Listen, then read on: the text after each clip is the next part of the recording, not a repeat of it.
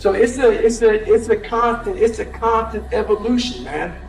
I've never arrived. So what I do every day is I prime myself for what I want rather than letting the environment control me. We've all had times when you snapped at somebody and you felt bad because it wasn't them, it was the state you're in. Number one, that you deserve your goal. Number two, that whatever you've done thus far is only a mere fraction of what's possible for you. How do I get it? Believe me when I say that you have a gift. You have a passion about that gift, and with the right plan, you can leverage that gift to fulfill a dream. Believe me when I say this. It's true. It's no less true than the law of gravity, where that 2 + 2 is 4. Believe in this truth, and you will have the attitude you need to succeed. That's right now, I'm stressing out 2-3 hours a day. I'm trying to reinvent the wheel. I'm like, oh man, I went through Navy SEAL training being fucked up. I ran over 7,000 miles in 2007 being fucked up. I did pull-up records being fucked up. Now, that the mind is so fucking strong, that the body catch the mind. So that's now where I'm at. So I'm always trying to reinvent the wheel and see what I'm capable of next. Right? Well, there's no excuse for that. If you prime yourself, you set yourself up. But the way I did it is I do this process. It's 10 minutes, I put some music on, I do this massive change in my breathing so it radically changes the way I feel. And then I do this 3-step process. First, I do 3 minutes of gratitude where I think of 3 things I'm really grateful for, and I associate, I don't think of it up there, I feel it. And the reason is, when you're grateful, you can't be worried. You can't be fearful.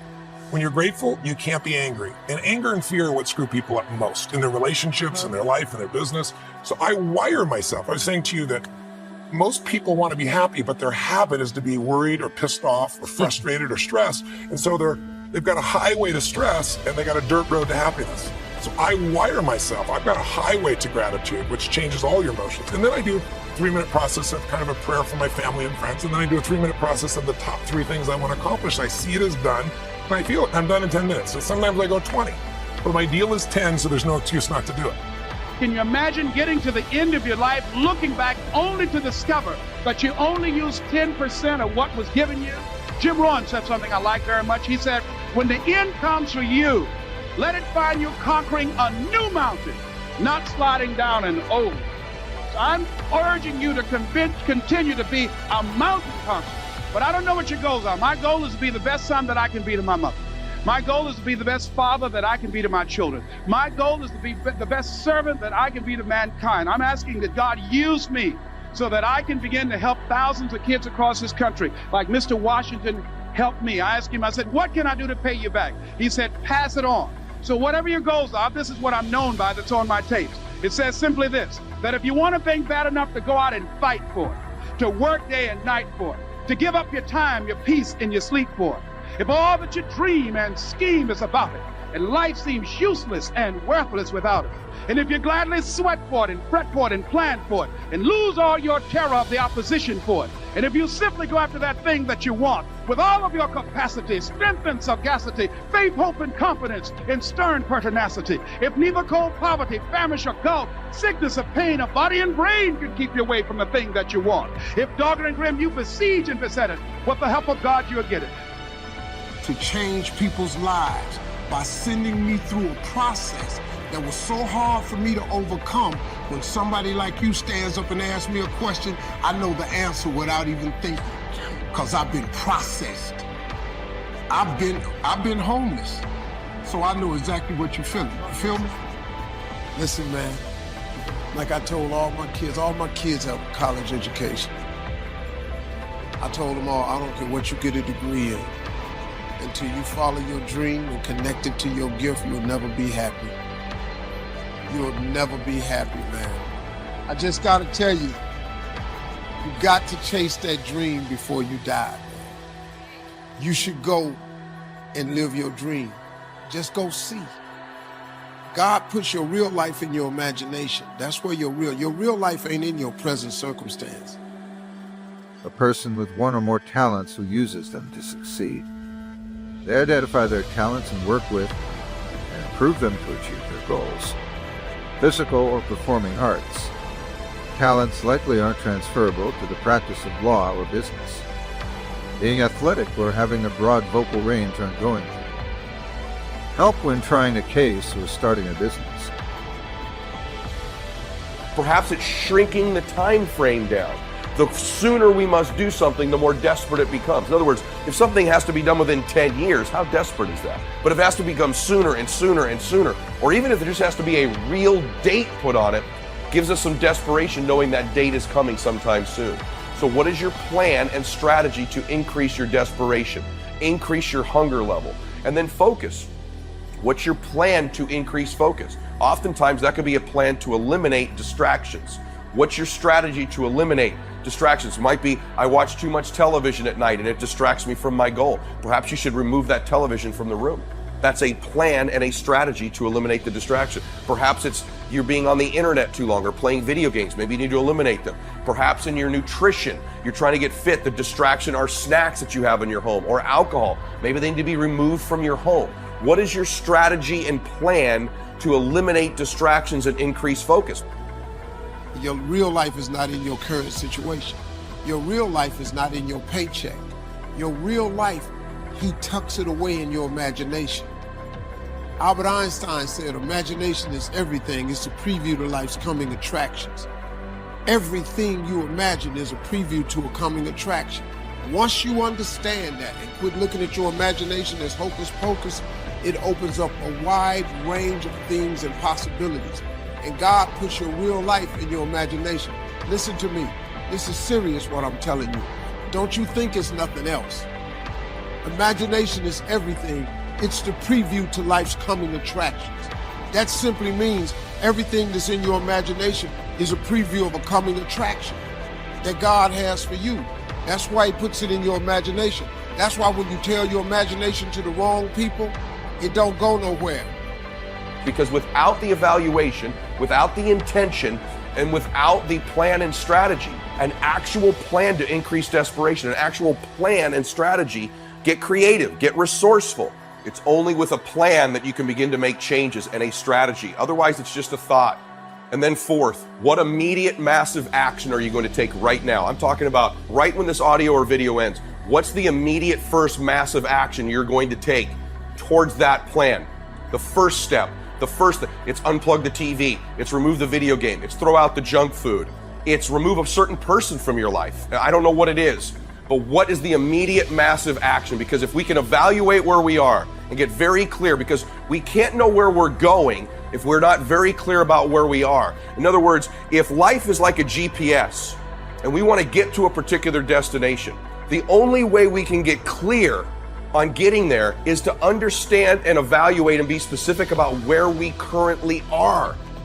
Focus on those talents that would help you achieve your goals. Were they natural communicators, leaders, managers, visionaries? What talents? Did they have that would help you? More importantly, which of these talents are ones you have? Once you identify the talents, study how they use them, apply them, develop them. When did the talents come in handy?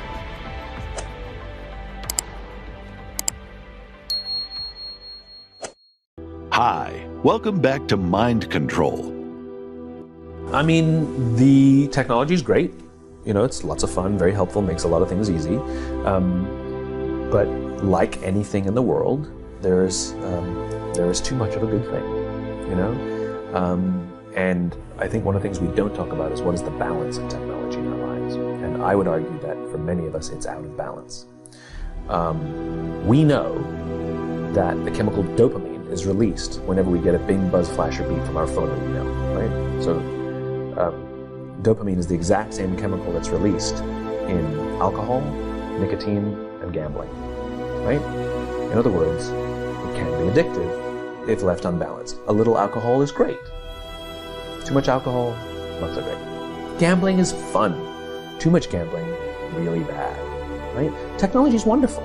Too much technology can be very destructive and destroy our relationships, like all addictions destroy our relationships, right?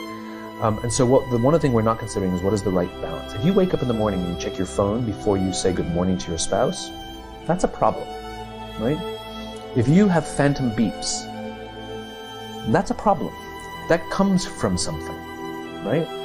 If you find yourself incapable of getting through a day without needing to check, that's a problem, right?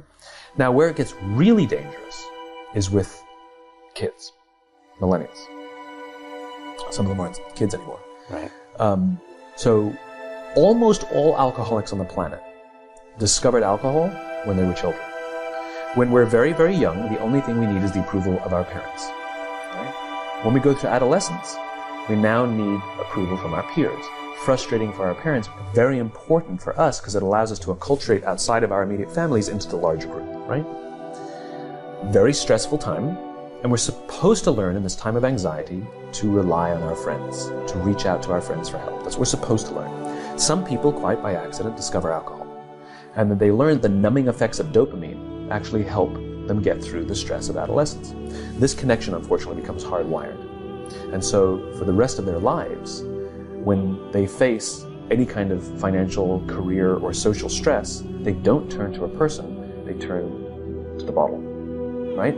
Now, we have age restrictions on alcohol, cigarettes, and gambling, because we know that an immature mind is not yet strong enough or mature enough to deal with the powers of these addicting chemicals, these addictive chemicals, right? So we put an age limit. We have no such age limit or age restriction on social media or cell phones, right? So ostensibly what we've done is we've thrown open the liquor cabinet and we've said to our adolescents, hey, I know this whole adolescent thing is really stressful, so here's the vodka, take as much as you need. That's basically what we've done. And so what we have is an entire generation that's growing up addicted. And like all addicts, they haven't learned the skill set of when they suffer stress to turn to a person. What they do is they turn to the device. And what that only does is increase senses of isolation and loneliness and can actually destroy relationships. We've all had the experience where you're with somebody, walking down the street, in a meeting, out for dinner, whatever, and they pull out their phone and you feel like an idiot, right? Or when you're talking to them and they're going, and you're sort of like, what's the point of this? Now take an entire generation that has no memory of a time before the device. We at least can reference times before cell phones and internet and social media. We at least have a point of reference. They don't. So this is their normal, but that's how they feel. So you have an entire generation growing up with addiction and an increased sense of loneliness and isolation. We're already seeing the results. We're seeing increased rates of suicide amongst this generation. We're seeing increased rates of accidental deaths due to overdoses amongst this generation. We're seeing increased numbers of mass homicides, largely performed by this generation. School shootings, over 70% perpetrated by kids born after the year 1984.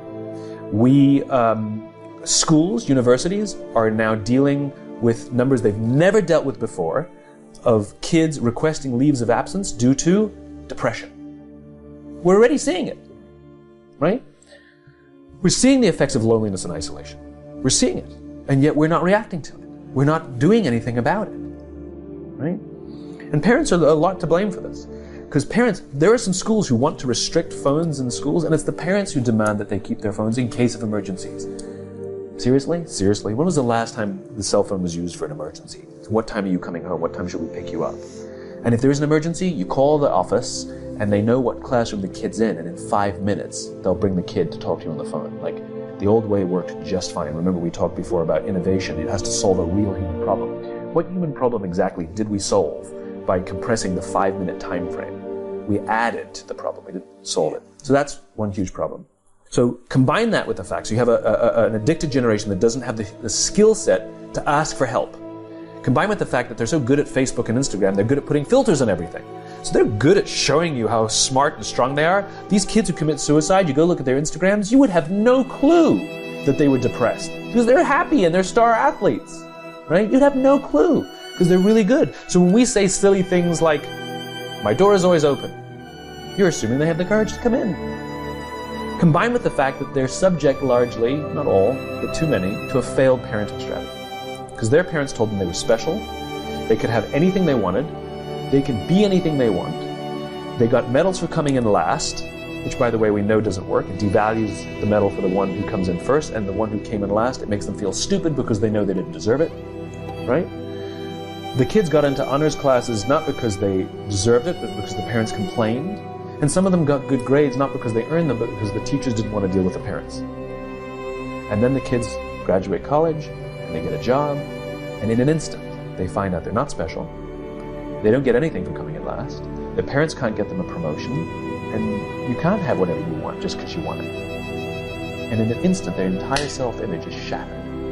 And so you have an entire generation growing up with lower self-confidence than previous generations. So you have lower self-confidence than previous generations, combined with an inability to ask for help with things that you're struggling with, and you turn to social media or a device. You keep checking, you count your likes, you count your likes, you count your followers, you count your followers. And if somebody unfriends you, oh my God, it's trauma, right?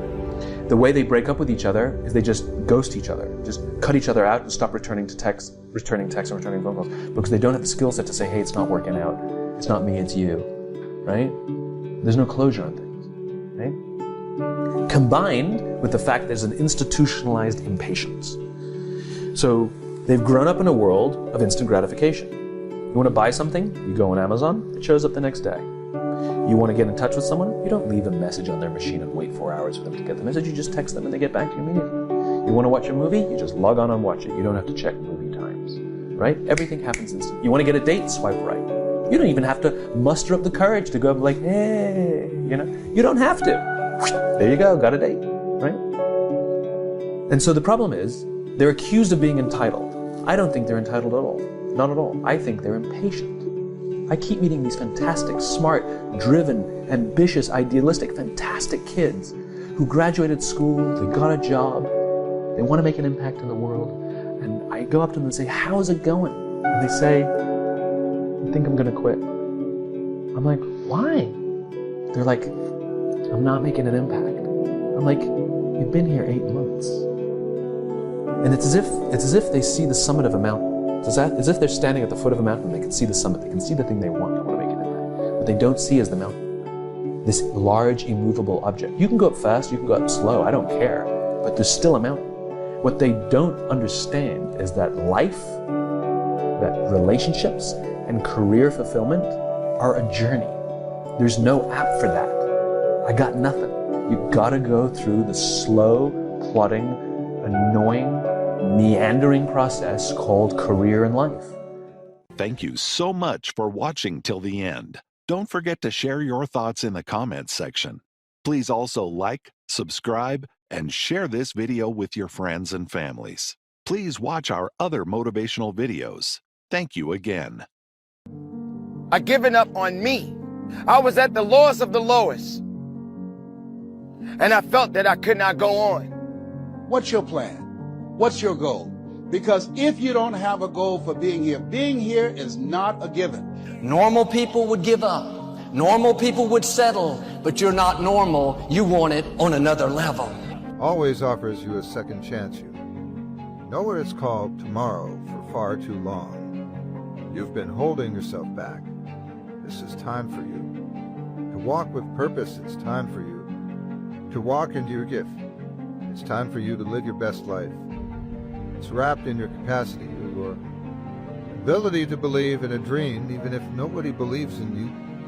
I felt that there was nothing left for me to give of who I really was. Because when I got to a point when I felt so weak, I felt there was nothing else left for me to give. But then something happened. Something woke me up. Something made me realize that I had work to do.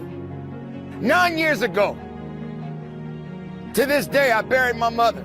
This amazing, incredible woman told me a long time ago, son, no matter what you do, make a difference in the world. Don't try to change it, but make a difference. When I was a kid, we used to go to funerals of old people. I can't tell you how many young people whose funerals I've gone to. I can't tell you how many. And so, and there's something about between 40 and 60. I don't know what it is about that period in time. Between 40 and 60, if you're approaching 40, I can tell you, and you already know, life begins to intensify. Things happen to you, things happen to people you care about. Between 40 and 60, if you can make it through that period, you can take a deep breath, because most people don't make 60.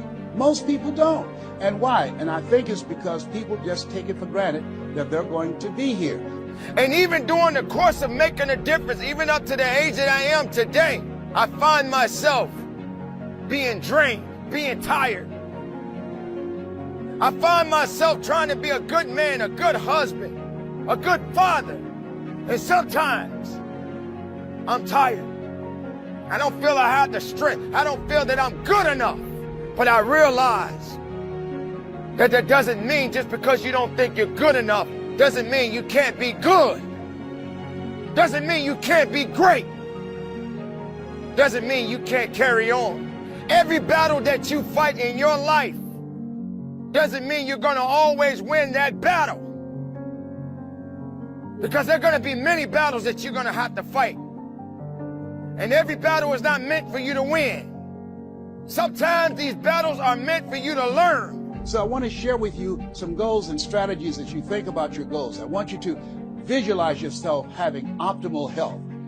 Having your right mind. I used to ask my mama, Mama, every Sunday you stand up, I want to thank the Lord for waking me up in my right mind this morning. Why do y'all say that all the time? She said, don't worry, son. You live long enough, you'll find out.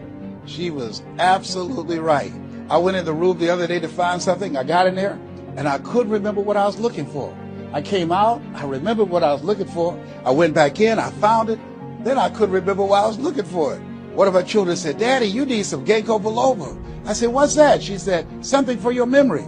I went down to the health food store. I was walking around. The lady said, may I help you, sir?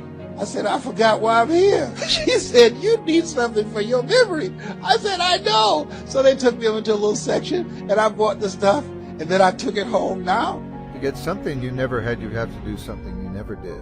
If every time you go to better yourself, somebody hits you with a line like, why? Would you want to do that?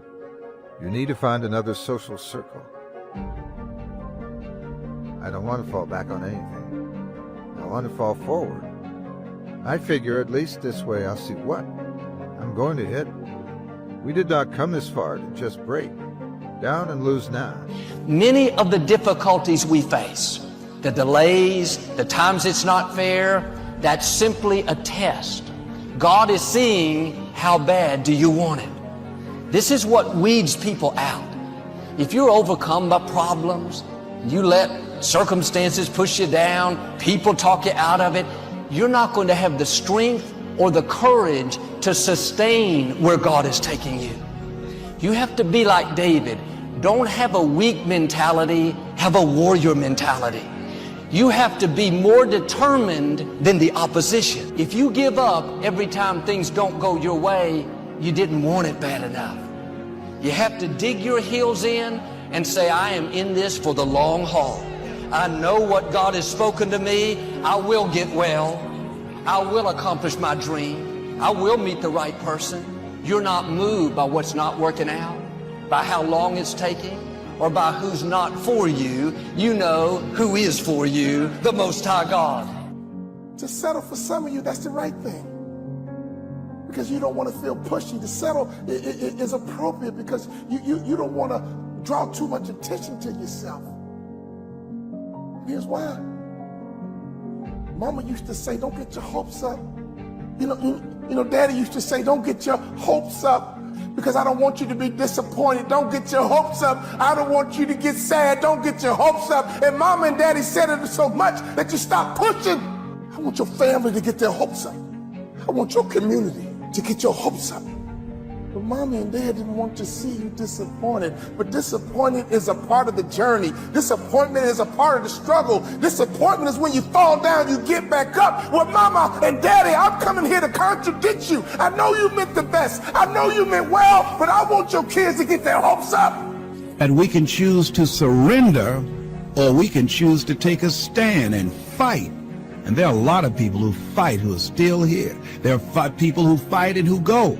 But at least they go out fighting. They didn't just surrender. They didn't just throw in the towel on themselves. And I'm saying that there is something in us, as a power and an energy that's in us, that we owe it to ourselves to take on anything, dis-ease in the body, poverty, opposition, whatever is between that and which we desire, and we feel that will give us a full and rich life, we should fight for it.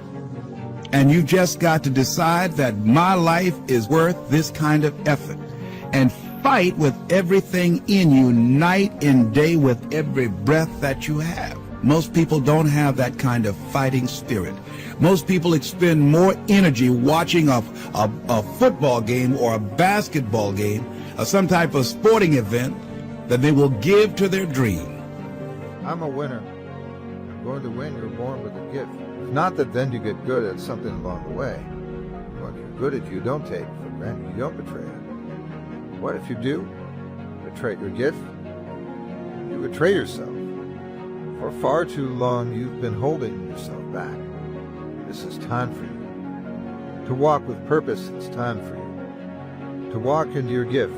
When I think back on the times in my life when I settled, it was always because I didn't think I could do any better. It was because of the story that I had been telling myself about what I was capable of achieving and who I was capable of attracting. In the end, settling always costs more than waiting. And that's why you have to check your emotions when you start to feel discouraged.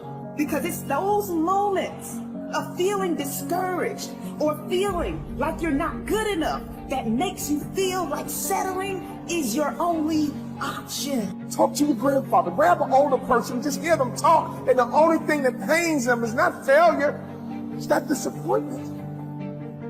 It's regret. And when I talk about never settling, I'm not talking about your food, I'm not talking about your hotel, I'm not talking about anything tangible. You don't know how many times have you gotten on a scale and weighed yourself, but you wasn't happy. How many times have you pulled up those pans and it just didn't fit right? How many times have you said you could not stop eating a certain type of a food, but you kept doing it anyway? You see, my friends, that's an excuse you're looking for a way out. You're trying to find an idea and saying, hey, it's okay for me to keep making this type of a mistake. It's okay for me to keep saying thing over and over.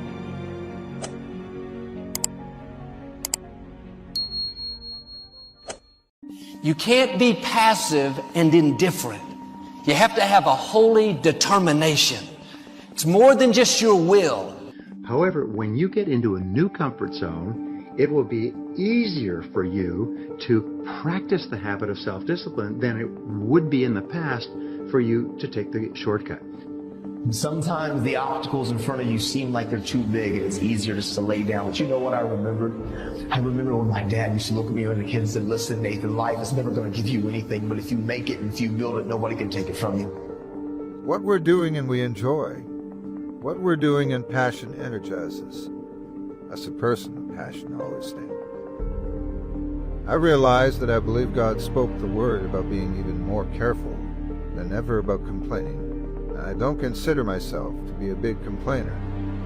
Now I used to be that God just kept chipping away at it and chipping away at it and chipping away at it, and every time I started to get maybe a little bit loose and murmuring a little bit more. It's a fire on the inside, a knowing that it's supposed to be yours.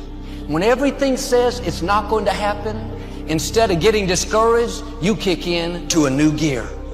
Normal people would give up. Normal people would settle, but you're not normal. You want it on another level. Many of the difficulties we face, the delays, the times it's not fair, that's simply a test. God is seeing how bad do you want it. This is what weeds people out. If you're overcome by problems, you let circumstances push you down, people talk you out of it, you're not going to have the strength or the courage to sustain where God is taking you. Goethe, the German philosopher, once said that everything is hard before it's easy. Everything is hard before it's easy. So developing the habit of self-discipline is hard. And be patient with yourself, because you slip back all the time. All your life, you'll be slipping back. All your life, you have to fight this battle. You never get it to the point where it's locked in forever. Every morning you get up and that alarm goes off and you say, do I sleep a little longer or do I get up? You know, every time you look at a list of things to do, you say, do I start with the most important thing? As they say, do the worst first, Or do I do something that's fun and talk to a friend or make a phone call? You've got to fight this battle every single day, but every time you fight and win, you feel better about yourself. You have to be like David. Don't have a weak mentality, have a warrior mentality. You have to be more determined than the opposition. If you give up every time things don't go your way, you didn't want it bad enough. You have to dig your heels in and say, I am in this for the long haul. I know what God has spoken to me. I will get well. I will accomplish my dream. I will meet the right person. You're not moved by what's not working out, by how long it's taking, or by who's not for you. You know who is for you. And we can choose to surrender, or we can choose to take a stand and fight.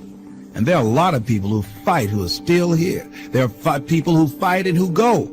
But at least they go out fighting. They didn't just surrender. They didn't just throw in the towel on themselves. And I'm saying that there is something in us. It only takes about 21 days, they say, to develop a new habit. So you can lock in the foundation of the habit simply by practicing self-discipline every single day without exception for 21 days. Now, some years ago, a businessman named Herbert Gray did a long-time study, it was kind of his project, to find out what he called the common denominator of success. What would be the common denominator of success? And he spent 11 years studying the literature, interviewing people, reflecting on it, and he finally wrote a little pamphlet. And the pamphlet has been handed around for years and years, and you don't need to get it because I'll tell you what's in it. He said the common denominator of success was quite simple. He said, successful people, he found, make a habit of doing what unsuccessful people don't like to do. And of course the logical question is, well, what is it that unsuccessful people don't like to do? Well, it turned out to be the same thing that successful people don't like to do either, but they do it anyway because they recognize that that's the price of success. The times are tough for all of us, but we got to keep pushing forward. We must continue to fight the good fight. Do not feel that it's over. You've got a lot more work to do. Leave all of the distractions alone. Leave the naysayers alone. Because no matter how you look at it, those people that you feel that are against you, use it to your advantage. Let it be your fire. Let it be the ammunition you need to show them all that you've got something that they have never seen before. Because hard work and tenacity and refusing to quit and chasing your dream, you'll get there, I promise you. Maybe you don't hit the stars, but you'll land on the moon. You just don't give up and you go after it and you stop caring about the opinions of people around you. Stop blaming everybody from your hurts. Take ownership of your life. Take off your mask. Don't feed the bear. Make good choices. Be a best friend. Encourage somebody. Be a voice of hope and inspiration. This is your moment. Always remember this. Your past never has to be bigger than your future. Maybe we made some mistakes. Maybe we did some things that we're not proud of, but the great thing is that people can change. Like before high school and in high school, to be in Ivy League schools and to get 4.0, they're not having any fun and they're not experiencing life and they don't have any hope and their parents are all pills and they're just killing themselves. For some people out there that aren't feeling good, you get over that struggle, you feel better. It sounds so simplistic, but I swear by it. I've felt shitty myself and then forced myself to work out, and after I get out of there, I'm like, it's hard for people to break momentum too. Momentum that's good momentum or momentum that's bad momentum. When I get on a good groove of working out all the time, I feel it. Like after I'm done working out, I'm like, yeah, I can't wait to get in there again. I can't wait to work out again. That's the good momentum. But then there's that bad momentum, like you get injured or something like that and you can't do anything for a couple of weeks, and then to try to get that kickstart that motor up again. You may fall a few times, you may slip a few times, but that doesn't mean you quit. That doesn't mean you give up. That means you must find a way, and you must make a way. You got to continue to dig deeper than you ever did in your life. Enough is enough. Enough with the excuses, enough for being complacent, enough for giving up. This is the time to recognize your purpose. This is the time for you to recognize your truth and make the most of your life. And if you're not willing to do that, then nothing's going to happen for you. Nothing is going to give you that true opportunity to be the best of yourself. This is not a game, ladies and gentlemen. This is a reality check. Ask yourself, how far have you gone? How much have you given up yourself? Why do you wake up every morning with the same excuse? Why do you wake up every morning saying the same thing over and over again? Why do you feel you need that cup of coffee to start your day? Why do you feel you need to depend on your alarm clock to get up? All you got to do is just get up. All you got to do is recognize exactly what it is that you need to do in your life now. This is the time you need to make up. This is the time you need to realize this. It's the time you need to do the best that you can and give 110% of everything you got.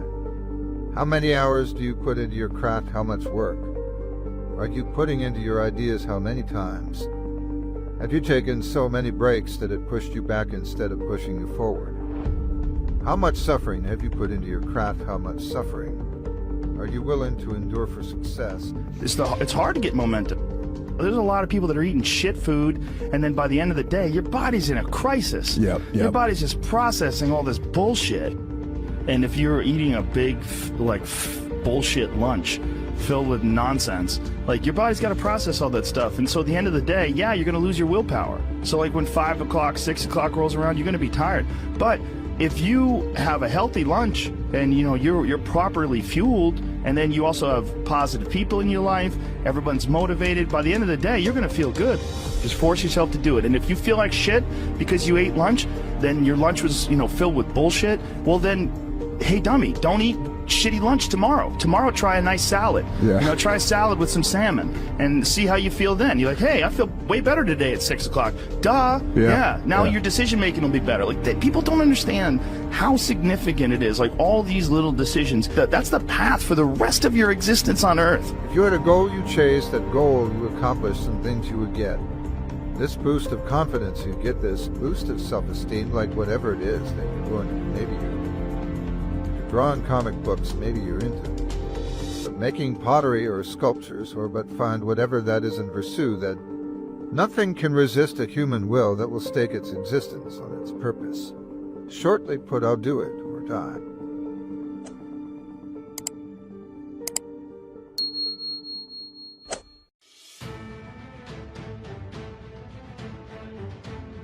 Disconnected. That relationship that you are in right now may not be working out. You stick and move and you jab at it. And on the rare occasion that you take a punch from life. And most of it on these phones, Instagramming back and forth, whatever you call it, tweeting and texting. You waste so much time on our little gadgets. The greatest, you believe that you really believe.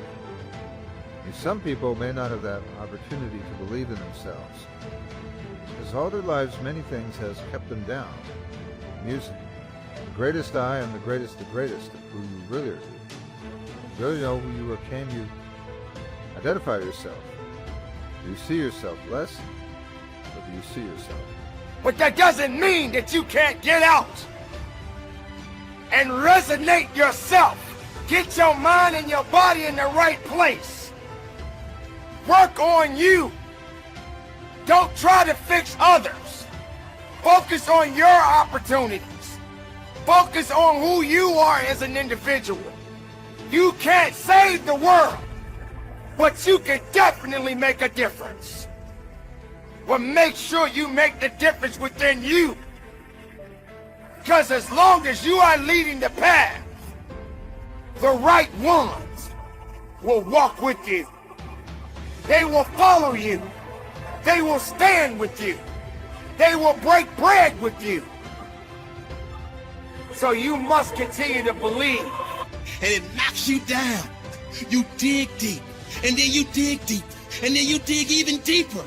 Because you understand that this is the moment to pick yourself up. Push through with determination and grit. Because of all your resilience, commitment, hard work, perseverance, you have now put yourself in position to show the world that you got that dog. And your inner dog has no quit. I said this is the moment to pick yourself up and push through with determination and grit. Because of all your resiliency, commitment, hard work, perseverance, you have put yourself in a position to show the world that you got that dog. And your inner dog has no quit. You must continue to understand that on this day, on this hour, this is your day, and your time is now. Hold on tight and don't let go. Focus on what is necessary and disconnect yourself from the things that are not necessary. If you're feeling like you're going down, open up your heart and open up your mind and look up. Carry on and believe in it. For each and every day of your life is a blessing to breathe, a blessing to walk, a blessing to do what is necessary to continue the life. And not holding on to things that's not going to get you to the level in life you want to be. More do you ultimately believe? You, or do you let others control what you are and what they think? This is not the time to look down on yourself. This is the time for you to look up to see the greatest, to see the greatness. Within you, your creation, as meaning something. Great brought you here, there was a purpose. There's a purpose now. And that purpose is great. It's unreal. And we tell them we have no time. If you really you have to take your day and write down this one day. Everything you do, write that down. And you're like, my God, I am wasting so much time on frivolous bullshit. It's not even funny. I mean, it will, if it doesn't infuriate you, it should. Because there's so much time. I can't get it in. Look at your schedule. You just wasted 7 hours today on bullshit. I mean, and you don't have an hour a day to try to get something in for yourself. What are you gonna do to get better today? Today. Not tomorrow, not next week, not next year, when you think you're gonna have plenty of time to do what you want. Get your priorities straight. That's not gonna happen. And it's definitely not gonna happen if you don't start putting in the work today. When I went in the trainer's room, my kids are in there, and they're looking at you and stuff, and I'm looking at them, and I'm like, it's all right, Dad's gonna be all right. As a parent, you gotta set the example. You gotta set the example. This is another obstacle. This obstacle cannot define me. It's not gonna cripple me. It's not gonna be responsible for me stepping away for the game that I love. I'm gonna step away on my own terms. And that's when the decision was made that, you know what, I'm doing it. Yeah, you gotta lead by example. As parents, you gotta lead by example. You want your kids to do whatever it is they want to accomplish in life, you have to show them. You do the work, you work hard enough, dreams come true. You know that, we all know that. But hopefully what you get from tonight is the understanding that those times when you get up early and you work hard, those times when you stay up late and you work hard, those times when you don't feel like working, you're too tired, you don't want to push yourself, but you do it anyway. Nobody's gonna lift the weights for you. Nobody's gonna do the pull-ups for you. Nobody's gonna go out and put in the road work for you. You gotta do all that yourself. Quit waiting for the perfect time. Quit waiting for the perfect situation to occur. It's not gonna happen. You wanna know when the time is right? The time is right now. So what are you doing with your time? Are you doing something productive? Are you moving towards a goal? Making yourself better? Or are you letting time slip by? Wasting. Stop wasting time. Get after it. What the hell were you all waiting for to start attacking life? Waiting for the fight. Back when I was growing up, the song came out. All I need is a miracle. Well, guess what? That miracle ain't coming. You exist in it. Greatness is within you. Greatness is a part of you. But to be great, you've got to believe in it. Since the day you were born, greatness was already there when you had those hard times. Greatness was already there when nobody thought that you had what it took. Greatness existed. Hold on to that greatness, believe in that greatness, and give it everything you have within yourself. How many times have you said, I know I need to do better? That is actually the dream. That's the dream. It's not the destination, it's the journey. And if you guys can understand that, then what you'll see happen is that you won't accomplish your dreams. Your dreams won't come true. Something greater will.